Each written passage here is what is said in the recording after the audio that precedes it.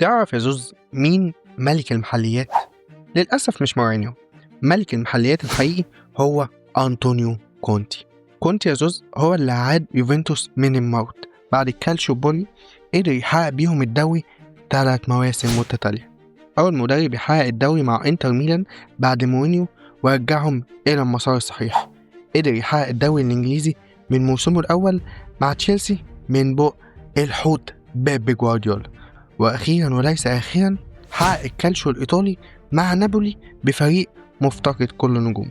قدر ينافس فريقه السابق أقوى منظومة إيطالية آخر 5 سنين إنتر ميلان. العامل المشترك في كل البطولات دي يا أبو الزواد إنها من موسمه الأول ثم الانطلاقة. كونتي مدرب كبير فاهم دوري، حافظ خوارزمياتها، ملك اللعبة، ملك المحليات بحق وحقيقي. وبس كده، اعمل لايك واشترك في القناة وما تنساش تقول لنا رأيك في أنطونيو كونتي.